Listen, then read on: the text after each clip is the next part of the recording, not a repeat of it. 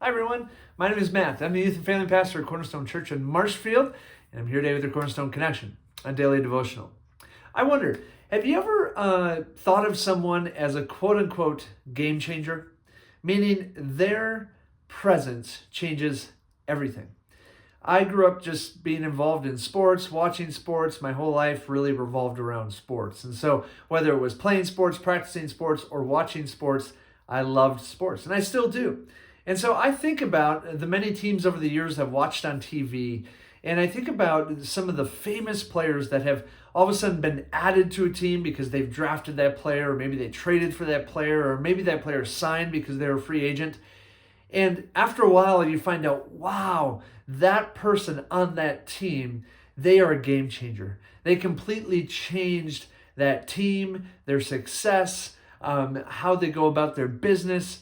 It's incredible when you see an athlete like that, a coach like that, and some names come to mind, right? I think about even in our current reality, I think about people like Patrick Mahomes, right? When he came to the Chiefs and he became the starting quarterback of their team, he's a game changer, and their success went from okay success to incredible success.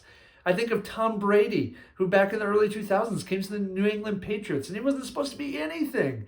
But his presence on that team, his hard work, his work ethic, he was a game changer. And they had two dynastic runs and won 6 championships in 20 years. I mean, there's people that when they're addition to a team, when they are added to a team, they are a game changer.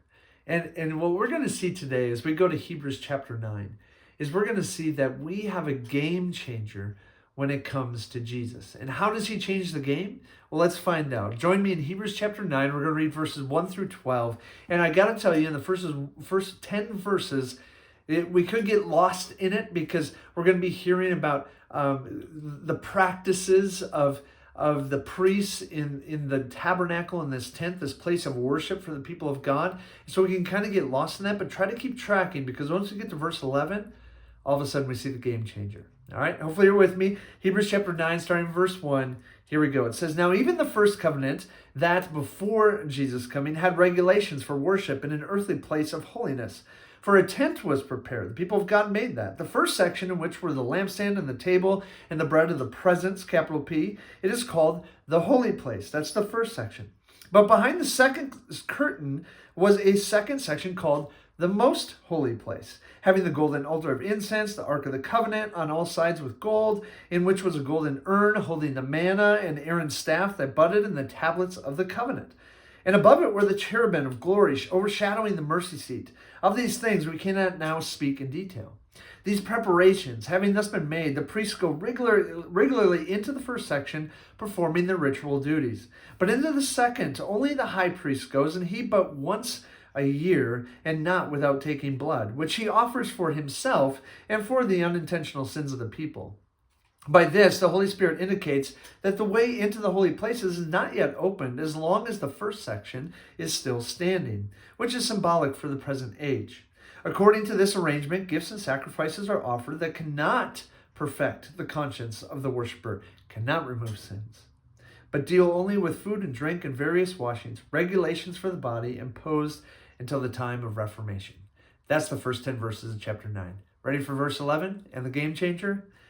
But when Christ appeared. I love those first 4 words. Verse 11. But when Christ appeared as a high priest of the good things that have come, then through the greater and more perfect tent, not made with hands, that is not of this creation, he, Jesus, entered once for all into the holy places, not by means of the blood of goats and calves, but by means of his own blood, thus securing an eternal redemption. And that eternal redemption is for all who place their faith and place their trust in him.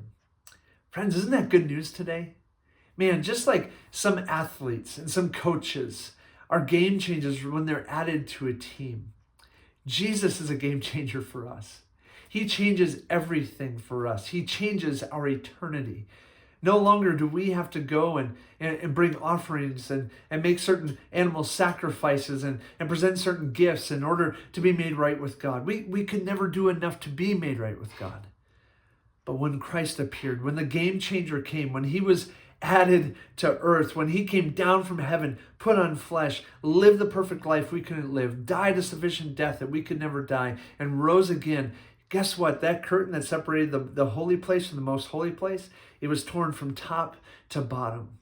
And what that means is God came down to us, and now we, humanity, who don't deserve a restored relationship with God, get to have one because the game changer came. Because Jesus came and he did what we couldn't do so that we can now live a life that we don't deserve to live. Isn't that incredible news today? Friends, I'm so grateful for the game changer that is Jesus Christ. He's done what we can't do so that we can live a life that we don't deserve to live and have a restored relationship with the God who created us for a relationship in the first place. Friends, I hope that encourages you today. I hope maybe if it's the first time you hearing that you would place your faith and your trust in the game changer, Jesus Christ, who tore that veil from top to bottom so you can have a relationship with the God who created you. Be encouraged, friends. Be challenged, and have a great day. We'll see you next time on the Cornerstone Connection.